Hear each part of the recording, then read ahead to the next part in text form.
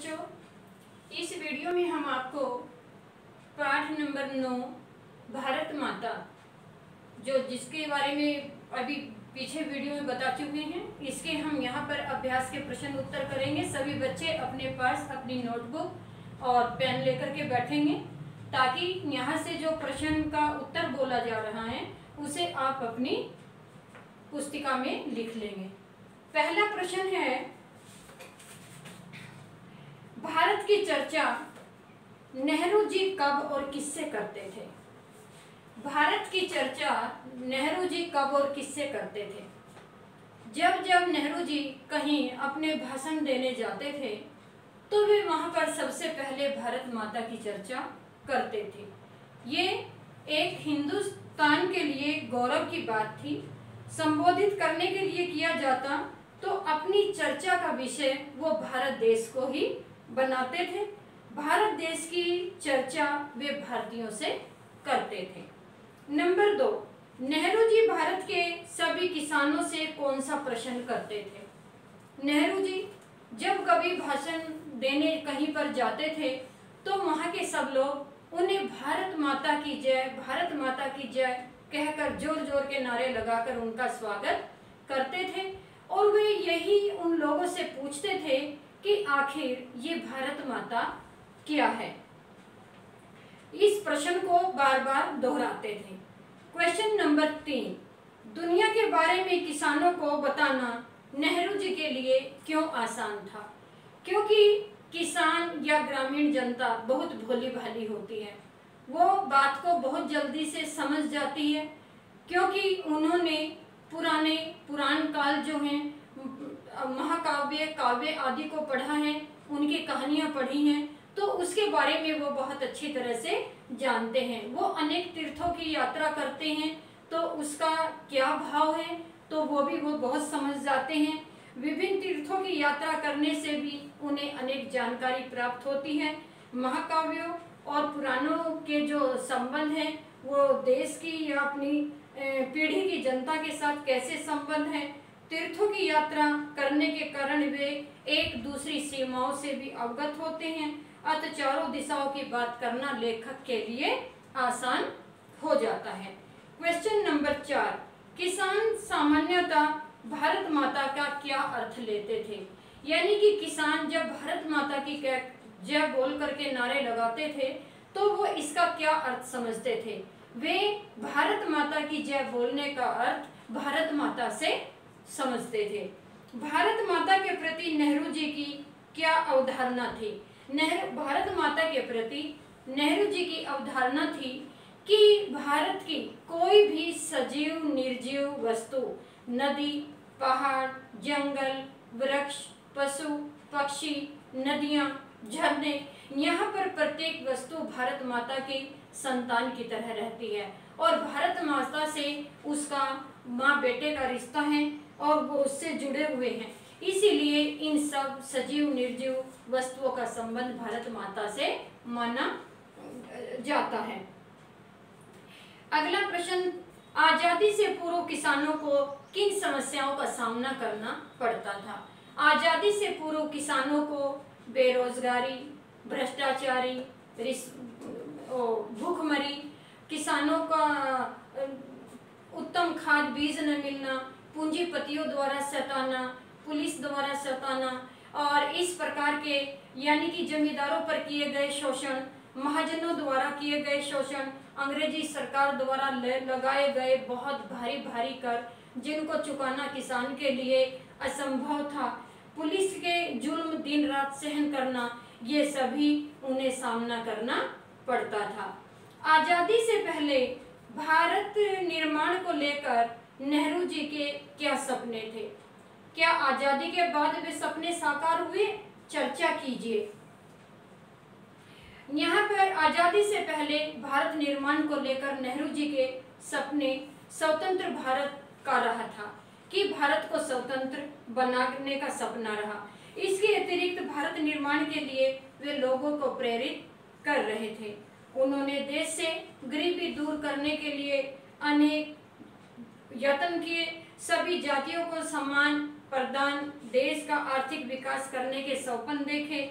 आजादी के बाद पंडित जवाहरलाल नेहरू देश के सर्वप्रथम प्रधानमंत्री बने। वे देश का विभाजन नहीं चाहते थे, फिर भी उन्होंने विभाजित भारत के लोगों को एकता के सूत्र में बांधने का कार्य किया। पंचवर्षीय योजनाएं जो हैं हमारे देश में लागू होती हैं, सभी क्षेत्रों में उनसे तरक्की हुई। पंचशील के सिद्धांत को अंतर्राष्ट्रीय स्तर पर इन्होंने स्वीकार करवाया। गांव में पंचायत राज स्थापित किया गया। नेहरू जी के शासनकाल में ही उनके द्वारा देखे गए सपनों में कुछ सपने साकार हो गए। प्रत्येक कार्य को संपन्न होने में समय लगता है। नेक्स्ट प्रश्न है, भारत के विकास को लेकर आप किस तरह के सपने देखते हैं? भारत के विकास को लेकर हम निम्न प्रकार के सपने देखते हैं कि स्वतंत्रता का लाभ सबको मिले, शासक जनता के हित के बारे में सोचे, किसी को किसी प्रकार की कमी ना हो, राजनीतिक स्वार्थों से सब लोग बाहर आकर केवल देश की तरक्की के बारे में सोचे, आर्थिक विषमता समाप्त हो, प्रांतीयता और सांप्रदायिकता के भाव लोगों के मनों से बाहर निकले और आपसी मन मुटाव खत्म करके आपसी भाईचारे के सहयोग से एक दूसरे के बराबर जीना सीखे, भाषा और धर्म के नाम का जो भेदभाव है वो समाप्त हो, जातिवाद का जो जहर घुला हुआ है इसका अंत हो, राजनीतिक पार्टियों में परस्पर भेद न हो, वे केवल देश के लक्ष्य को सामने रखकर उसके लिए काम करें, भ्रष्टाचार समाप्त हो, वर्तमान शिक्षा पद्धति में सभी को समान शिक्षा मिले जिससे छात्र का निश्चित विकास हो, भारतवासियों के हृदय में देश प्रदेश और देशभक्ति और समाज की भावनाएं पैदा होनी चाहिए, भारतवासी अपनी भाषा को प्राथमिकता दें। मैं आशावादी हूँ, ऐसा सोचकर सभी आगे बढ़ें। हमारा भारत एक दिन अवश्य फिर से आत्मनिर्भर होगा, एक आदर्श देश बनेगा। मैं सर्वशक्तिमान प्रभु से यही कामना करती हूँ कि मेरा देश दिन दुनी रात चौगुनी तरक्की करे और ऐसा मेरे सपनों का भारत हो। नेक्स्ट क्वेश्चन, आपकी दृष्टि में भारत माता और हिंदुस्तान की क्या संकल्पना है, बताएंगे। मेरी दृष्टि में भारत माता और हिंदुस्तान की संकल्पना, भारत देश की सभी सजीव और निर्जीव वस्तुएं जो भारत माता की हैं वही हिंदुस्तान की हैं। भारतीय संस्कृति, परंपराएं, साहित्य सभी क्षेत्रों तथा सामाजिक, आर्थिक, वैज्ञानिक आदि से संबंधित सभी प्रकार के कार्य भारत माता और हिंदुस्तान दोनों के ही हैं। वर्तमान समय में किसानों की स्थिति किस सीमा तक बदली है, चर्चा करके लिखिए। स्वतंत्रता प्राप्ति को कई वर्ष हो गए। स्वतंत्रता प्राप्ति के प्रारंभ के दिनों में भारत को एक गरीब देश की संज्ञा दी गई है। अब इसे एक विकासशील देश बनाना है। किसानों की स्थिति पर प्रकाश डालने पर पता चलता है उनकी अवस्था में काफी सुधार हुआ है। बैलगाड़ियों के स्थानों पर ट्रैक्टर आ गए हैं। पहले खेतों की जो सिंचाई होती थी वो छोटे नलकूपों द्वारा होती थी। जैसे अभी भी राजस्थान का एरिया है जहाँ पर अभी भी पानी से जो सिंचाई का जो साधन है वो बहुत ज़्यादा मुश्किल के हैं। अब ट्रैक्टर की जगह ली, नदियों से पानी आता था, ट्यूबवेल लगने लगे, काफ़ी बीज और उन्नत बीज और वैज्ञानिक रूप से तैयार किए गए खादों का प्रयोग होने लगा। फसल में वृद्धि हुई है। पहले कुएं तालाब थे, अब उनकी सभी जगह ट्यूबवेल ने ली हैं और उन्हें बैंकों से अपनी खेती करने के लिए ऋण मिल जाते हैं, यानी कि लोन मिल जाते हैं। किसानों का जीवन स्तर ऊंचा उठा है। देश के कुछ भागों में किसानों की स्थिति में नाम मात्र का सुधार हुआ है। जैसा अभी मैंने पहले कहा है कि राजस्थान का एरिया ऐसा है जहां पर आज भी बहुत सारी दिक्कतें उनको आती हैं। किसानों को सुविधाएं प्राप्त नहीं हुई हैं। उन सुविधाओं को दिलाना सरकार का परम कर्तव्य बनता है। यहाँ पर बच्चों ये जितने आपको अभी प्रश्न करवाए गए हैं इन सभी प्रश्नों के उत्तर आप अपनी उत्तर पुस्तिका में भी लिखेंगे। आज़ादी से पूर्व अनेक नारे प्रचलित हुए हैं, जैसा कि अभी आप जानते हैं, तुम मुझे खून दो मैं तुम्हें आज़ादी दूंगा, दिल्ली चलो, करो या मरो, सारे जहां से अच्छा, हिंदुस्तान हमारा, इस प्रकार के बहुत से फूट डालो, शासन करो, जैसे को तैसा, इस प्रकार के बहुत से नारे दिए गए हैं। तो क्या उन नारों के बारे में, किन्हीं 10 नारों के बारे में आपको जानकारी प्राप्त होनी चाहिए। फूट डालो, राज करो, मैं लिखवा देती हूँ। जैसे यहाँ पर नारा 1 है,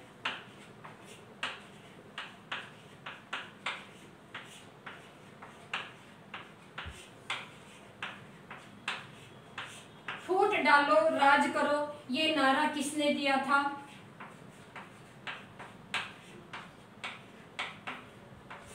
ये अंग्रेजी सरकार ने दिया था। ये अंग्रेजी सरकार ने दिया था। हिंदू, मुस्लिम, सिख, ईसाई आपस में सब भाई भाई।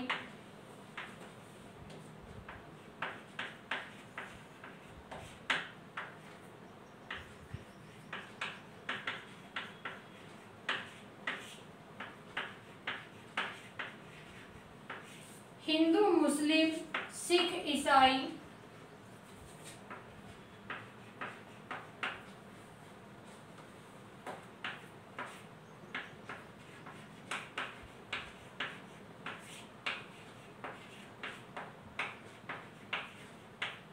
आपस में सब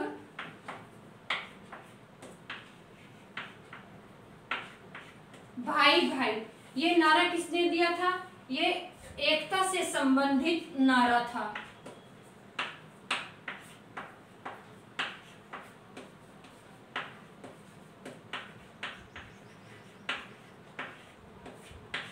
ये नारा एकता से संबंधित था।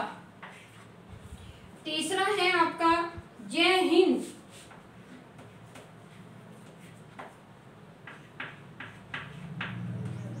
जय हिंद ये दिया था नारा सुभाष चंद्र बोस ने।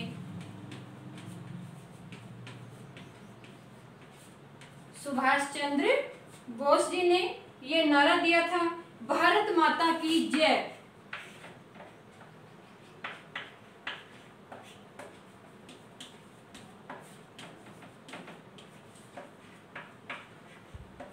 भारत माता की जय ये दिया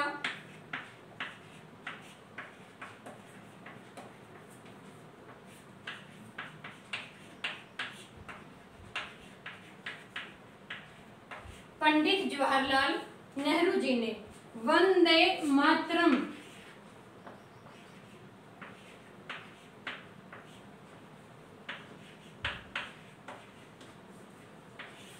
वंदे मातरम ये नारा दिया था बंकिम चंद्र चटर्जी ने।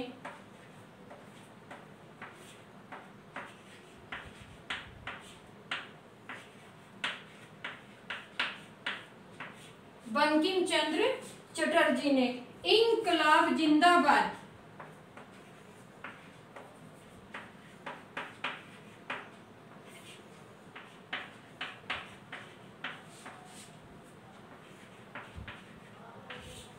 इंकलाब जिंदाबाद ये दिया भगत सिंह ने।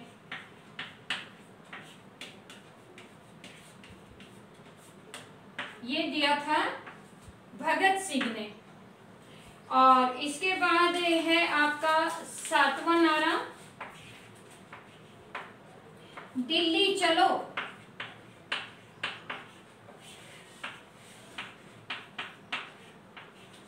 दिल्ली चलो सुभाष चंद्र बोस।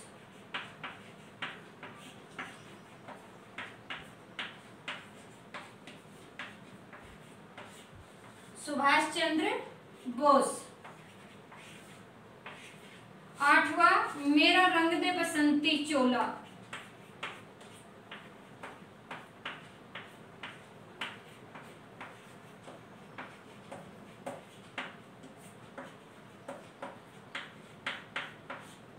मेरा रंग दे बसंती चोला ये दिया भगत सिंह ने।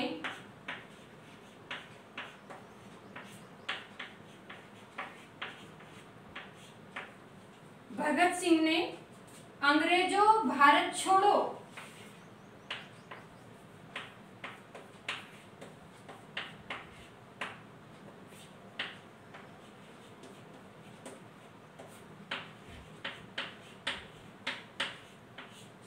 ये दिया महात्मा गांधी ने।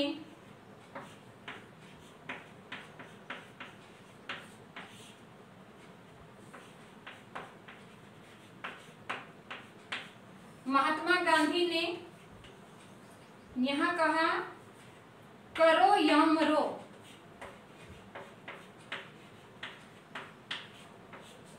करो या मरो।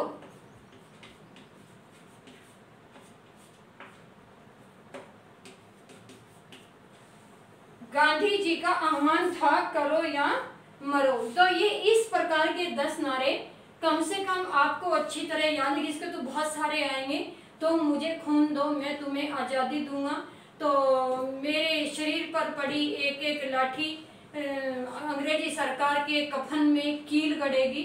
जैसे बहुत सारे हैं, लाल बहादुर शास्त्री जी हैं, तिलक हैं, विनोबा भावे हैं, या और भी हमारे बहुत सारे ऐसे महापुरुष हैं जिन्होंने वेदों की ओर लौटो, सत्यार्थ प्रकाश जिन्होंने लिखा, स्वामी दयानंद जी ने, ऐसे बहुत सारे हैं कि जितने हम ये नारे याद कर सकते हैं। तो आपको भी कम से कम 20 नारे तो याद होने चाहिए। 10 यहाँ पर लिखे हुए हैं, आप इनको अपनी उत्तर पुस्तिका में लिखेंगे और अच्छी तरह से इनको याद करके लेकर आएंगे। अब बात आती है कि जितने आपको अभी मैंने क्वेश्चन करवाए हैं, ये सभी क्वेश्चन आपको अपनी नोटबुक में लिखने हैं। दूसरा, आपकी पुस्तक के अंदर कुछ व्याख्याएं दी हुई हैं, उन व्याख्याओं के अंदर एक एक नंबर के क्वेश्चन हैं, 2-2 नंबर के भी हो सकते हैं। आप प्रत्येक व्याख्या का क्वेश्चन लिखिए। उसके बाद पीछे लास्ट में आता है मल्टीपल, जो विकल्प होते हैं, विकल्पीय प्रश्न है, बहुविकल्पीय है, उनको आप अच्छी तरह से याद करेंगे। और जितना भी आपको कार्य दिया जा रहा है आप उसको बहुत अच्छी तरह से याद करें। अब दूसरी बात ये है कि आपका जो हैंड राइटिंग है वो बहुत सुंदर होना चाहिए। 6 मंथ में आप बहुत अच्छी तरह राइटिंग को सुधार सकते थे और अभी आपके पास टाइम है तो सुधारिए। ये स्कूल जैसे भी आपके लगते हैं, एक एक पॉइंट आप लोगों से सुनने का काम किया जाएगा।